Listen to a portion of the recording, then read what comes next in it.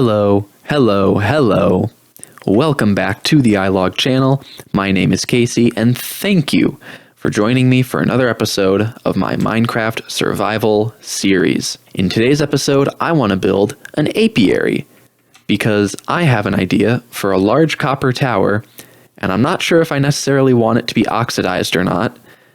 So I need to make sure I have tons of beeswax, and candles could be a cool decorative thing to start throwing around, so having wax for that could be good too. So I want to start building an apiary somewhere over there somewhere.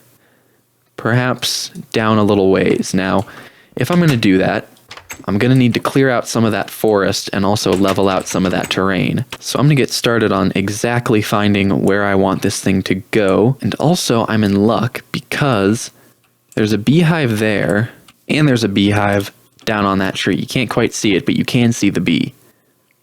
So I at least have 2 bees, so I can breed up plenty of them. And I want to make this structure out of bamboo planks, so I'm just farming up a bunch of extra bamboo in addition to the little bamboo farm over there. Just growing up a ton of extra. I already have 2 stacks of planks, but definitely going to need more than that. Anyway, I'm going to get started on clearing this area and finding exactly where I want to build this thing.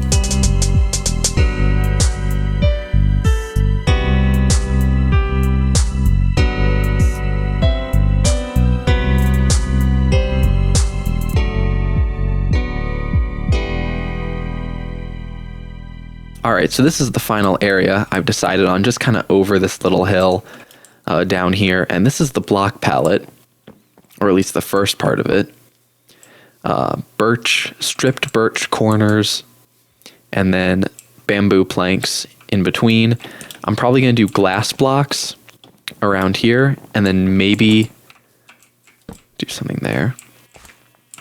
And then maybe cover the glass with like bamboo trapdoors, just so that, you know, the bees can't escape. I would just only do trapdoors, but I don't know if like the bees can glitch through those or not. So that is the starting idea here. I just need to get some glass and start filling in the top shape here. And there we go. Just some bamboo trapdoors. Those look really nice around the glass there. So we can still get some light in, but it looks nice from the outside, and the bees can't get out. And as a quick aside, I finally figured out a border to put around the lava area. Just some polished basalt and polished black stone around the edge here. I think it looks nice. Frames the smooth stone, doesn't quite look as jarring. Let's see how this thing is doing, actually. Oh, almost completely full. Sands for 1. That's cool. All right, now I want to figure out where I want the beehives to go. Currently, I only have the 2 bees' nests that I grabbed off of the trees, and then 2 beehives that I made from getting the wax out of these. And I know they need to be placed with a campfire underneath. My plan is to do a campfire, a scaffold. Oh no. Oh no, you can't put scaffolding on top. Oh, I was so sure that you could. Oh, dang. Well, because my plan was to put the campfire, a scaffolding block, and then like the beehive on top, because when you look at real beehives in the world, they're often like up on stands like this. But if I can't, I mean, I could do, no, come on. Oh my god, building with these is a nightmare. Okay, there we go. I could do that. Oh, but I don't know if that works because it's catching all the smoke.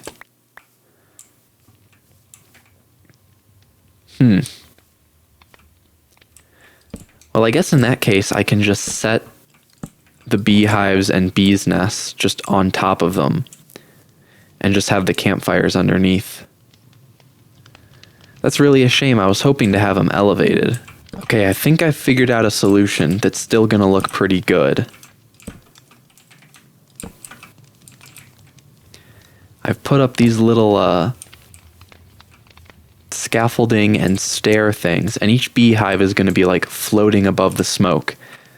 Now, hopefully the bees can't get burned on that, though. Oh, it actually does do damage. Well, I don't want the bees to get hurt. Maybe I can put some carpet over top and still have the smoke come out. Maybe moss carpet, if I have any moss. Yes, I did have some moss. And I was able to make some moss carpets, and there's still plenty of moss left that I can make more. Now let's see if the smoke can come through here. It can! Oh, it can! Oh, yes. Okay. Oh, this is excellent. Oh, this is very good. Yes! Okay. All right. Okay. So, I need to figure out a roof for this thing. I don't have a roof idea, but I can't put the bees in here yet until I have a roof. For now, though, I'm going to place down some of these flowers in here because, of course, we need the bees to be pollinating flowers. So I'll just place down just some basic flowers that I grabbed from the meadow around here. That should be plenty. And then I'll also need some to do some bee breeding. All right, so I've grabbed a barrel so that I can put relevant bee materials in here. Shears, glass, an extra pair of shears, just whatever you need when you're going in there. I also need to make some bamboo doors. I'm going to put one here like this, and then one on the inside like that. And that way you can come in like this. And that way you can open the door without the bees getting out. So in thinking about this roof, my main house has a very flat roof. In fact, it's completely flat. The barn has a rounded roof, and the chicken coop has a slanted one. So I don't necessarily want to go with any of those kinds. I want to have a different kind of roof on this building. So I'm thinking just like, maybe like a strange shape. In fact, I've just had an idea, and it's kind of silly, but I think it's what I want to go for. You know, I usually don't do too much talking in these videos outside of just like what's going on in the game currently. But I just want to talk about the morning I've had. I finally beat a game that my whole life I've never beaten, despite technically having played it since I was a kid. It's a game for the DS called Wario Master of Disguise. And it was when I was growing up as a kid. You know, me and my siblings, we all had a DS Lite, and it was just one of my favorite games to play.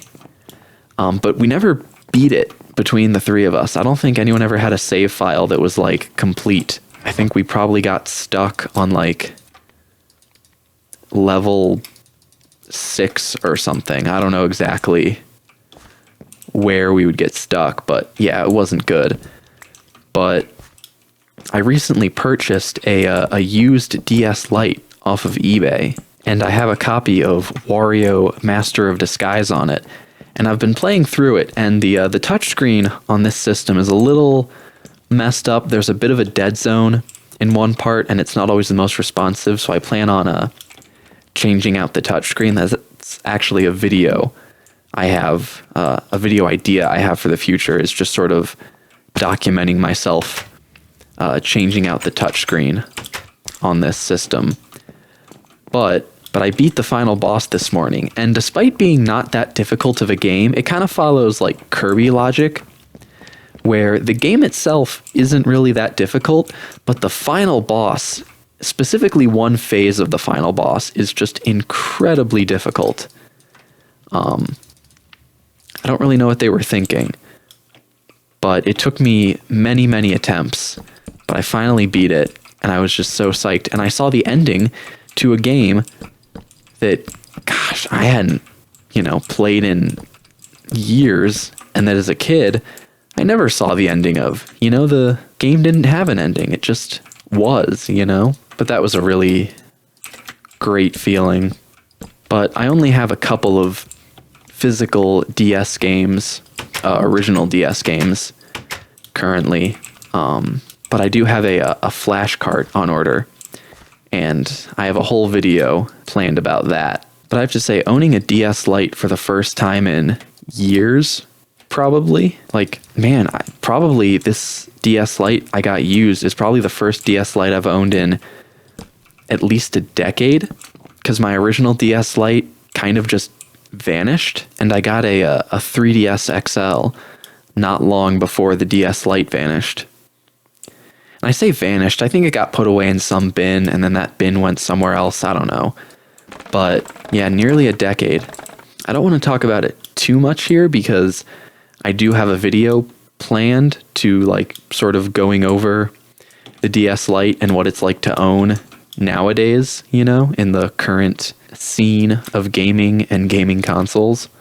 But yeah, it's nice having such a pre-internet, even though the DS had some internet integration, you know, it's still very rough and very pre-internet, you know?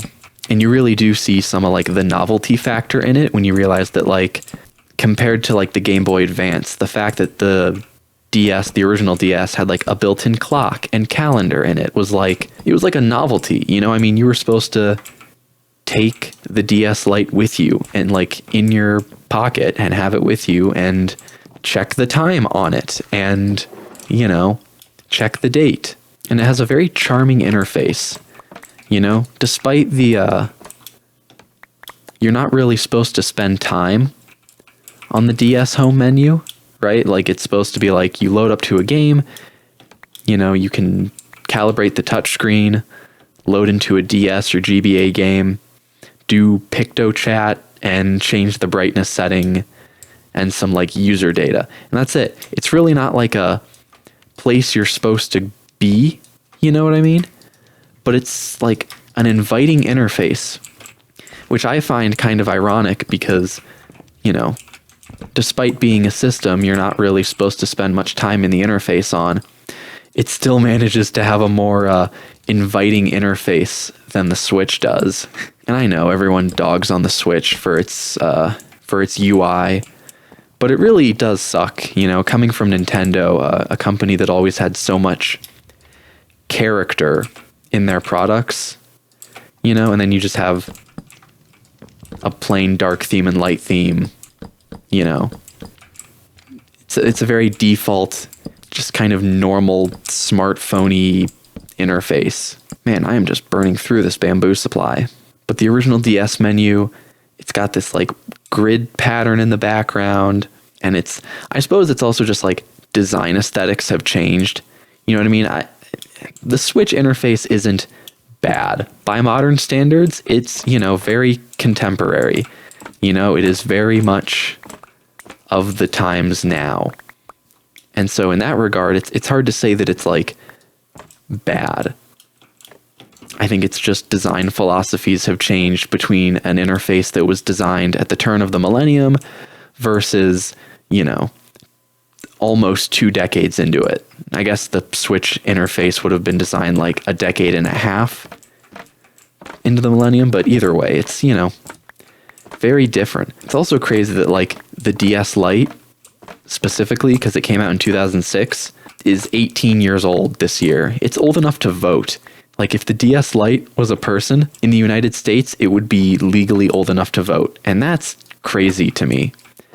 But you know, it's evidence of time passing, and it's good to know that time is still passing, because I don't know what I would do if it just suddenly stopped, you know? That would be pretty concerning if time stopped.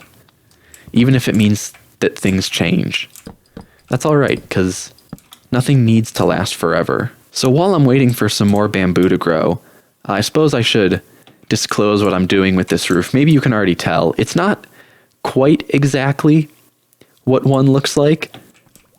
I think there should be more of a slope on the lower part, but I'm kind of modeling it after like a Pizza Hut roof. Now, Pizza Hut is not a very meaningful part of my life. I don't even think I've ever had a Pizza Hut pizza. If I have, I don't remember. But I've seen these roofs all my life. You know, I've seen Pizza Huts, and even funnier, I've seen buildings that weren't originally Pizza Huts that are now some other thing, but they're still the same building, and they just have this roof on top that looks like a big hat. And So I was thinking like, oh, I need to make like a roof for this little bee hut. And I was like, oh, yeah, it'll be the Pizza Hut. Oh my God, wait, that's the name. Hold on. How do you make a bamboo hanging sign? Requires the, okay, can I do that? I don't have any. Oh, I'm out of blocks. Either way, that's going to be the name of this thing, is the Pizza Hut. Oh, that's funny. I like that. It's just going to be a big yellow blob sitting here at the edge of this, I don't know what to call this, compound. Is this a compound? I guess. I still need to figure out, you know, if there's anything I can place over like here or here. I mean, eventually these cherry trees have to go. I need to chop down these cherry trees, get rid of them because they're just here and I needed them because I needed them for wood for down there. But now that project's done, and so I just need to get rid of these. But I love the particle effects so much. They're so cute. And so I kind of want to leave them for now. But I'll find something to do with them. Maybe that's where I should build my final base, is over in that cherry blossom biome over there. It does have a nice color of grass. Or maybe across, like on this outcropping on the mountain here, I could build like a giant bridge, you know, across here. That could be cool. All right, well, I'm going to sit around and wait for this bamboo to grow back and finish up this roof. And I will see you again in a moment. All right, and here the roof is finished. And I even put a sign on the front door, the Pizza Hut. But let's keep this place true to its name and actually get some bees in here. Woo! Wow, and they came out instantly. Hold on, let me breed these guys. Hey, hi. Was there one more of you? Yes. Okay, you two and you two. Oh, and I need to place down the other hives. Yeah. We got bees. Oh my gosh, they're so cute. And they're all trying to pollinate the same flower, I think. What are you doing? Yeah, no, they both bred. They're not trying to breed. Okay, there we go, yeah. Look at that little pollen butt. Ooh. Well, now I can just let them do their thing. And hopefully after a while, I'll have a good supply of honey and honeycombs, right? Is it beeswax or honeycombs? I can't remember. Well, that project wasn't too bad there. Nice and quick one. It is very, very yellow from the distance. Not zoomed out, it's just like a big yellow blob. In a way, it kind of looks like a giant beehive. So I think that's perfect for what it does, you know? This area is really coming along nicely. Of course, the hard part's going to be actually remembering to harvest all the beeswax and stuff and not just forget about it. And then when I need it, not have any. As I've been doing my strip mining down below in the cherry strip mine, I've been hoping to find like an amethyst geode or a skeleton spawner, and still nothing. I know out in the cave system I was exploring, I did find a couple spider spawners. So I may be able to make a little spider farm, which will be good for spider eyes and string. But I'm just finding nothing in terms of skeleton spawners, and seriously nothing in terms of amethyst geodes. I don't know why. I guess I'm just missing them. Wherever they are, I'm just scraping right by them. But I do believe, as we watch the moon rise behind me, that's going to be it for this episode.